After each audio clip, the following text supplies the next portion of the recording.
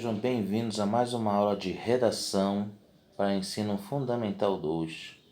E hoje vamos começar a ver introdução a poema. Bem-vindos a mais uma aula do Jordano Valente Raad. Vamos nessa. Poesia ou poema? É muito comum o emprego das palavras poesia e poema como sinônimas. Porém, poesia é algo imaterial, que não se pega, que não se vê, mas que se sente. E poema é um gênero textual, aquilo que você lê. Então, quando você pega um texto, que lembra uma poesia, você está lendo, você está visualizando um poema. No poema há versos, métrica, estrofes, rimas, ritmo. É possível que não encontremos poesia em determinado poema, que ele não nos sensibilize. Ou seja, eu posso ler um poema, mas não quer dizer que eu vou sentir a poesia. Ela pode não me passar nada. Então a poesia está voltada para o sentimento, o que você sente ao ler ou ouvir o texto presente no poema. Ok? Então, com relação à sua estrutura, o que são os versos?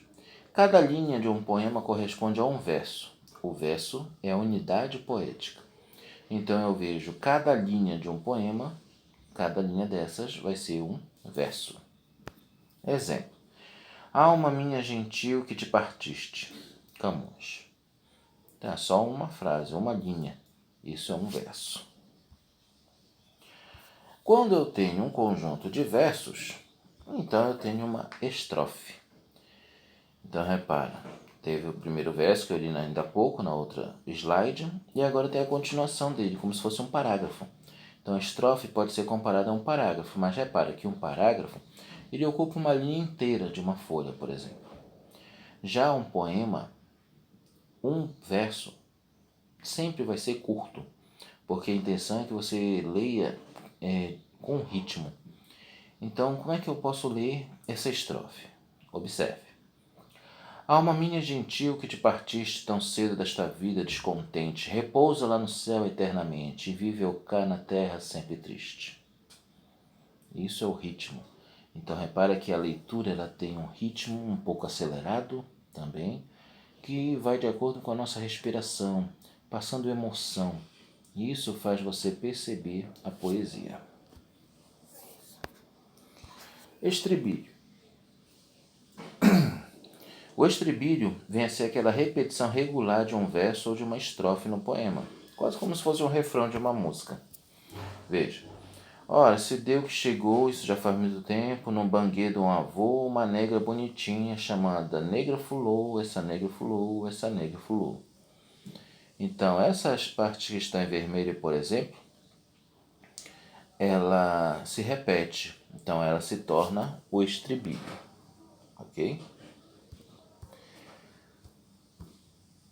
Agora a parte que muita gente se apaga. Sílaba poética. A métrica ou medida é representada pelo número de sílabas de um verso. Essa estrutura em sílabas permite ao leitor identificar o ritmo do poema. Vamos ver algumas regras. Primeira, a contagem das sílabas só é realizada até a última sílaba tônica da última palavra do verso. Então presta bem atenção. Vamos pegar como exemplo essa estrofe aqui. Ó minha amada, que os olhos os teus são cais noturnos, cheios de adeus. Então, se eu for contar as sílabas comuns, eu vou ter 1, 2, 3, 4, 5, 6 sílabas. Sílabas comuns. Sílabas que a gente aprende lá no ensino fundamental 1. Nas sílabas poéticas temos alguns casos a mais e eu vou partir muito do que eu ouço. Ok? Então, olha só. Pegando a ideia dessa primeira regra, eu vou contar até a última sílaba tônica. Então, no primeiro verso, ó minha amada. Amada é a última palavra. Última sílaba tônica, ma. Então, repara aí no exemplo que não está escrito da. O da eu simplesmente não conto. Então, ó minha ama. o da não conta. Olha o segundo verso. Que os olhos, os teus. Teus é um monossílabo tônico, então não se separa, por isso está junto. São cais noturnos. Noturnos. Olha, tur. O nos não conta. Cheios de adeus. Adeus também, monossílabo tônico. Deus. Deus. Não é monossílabo tônico, desculpa, né? Tem duas sílabas. A e Deus. É uma oxítona. Então, adeus está na última sílaba, então ela conta também. Continuando. Segunda regra.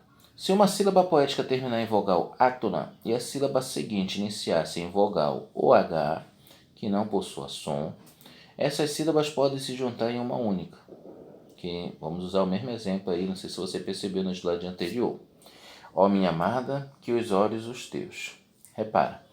Ó minha, ó minha. Ó, terminou com A, começou com outro A. Esse A é átono. Ok? Então, o que acontece? A átona é aquela que tem aquela que compõe-se uma sílaba fraca. Né? Então, ó minha ama. Todos os dois A's aqui são átonos. Por isso que eles são juntados e formam uma única sílaba poética. Tá? Que olhos os teus. Que ó. Você junta o I com o O. Ambos são átonos. Então eles vão se juntar e formam apenas uma sílaba.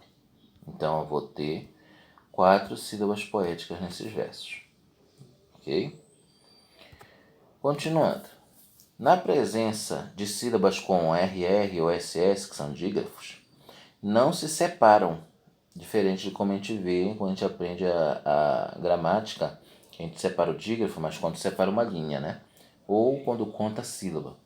Mas na sílaba poética, o RR e o SS, como eles têm apenas um som, então eles se mantêm juntos. Veja esses exemplos.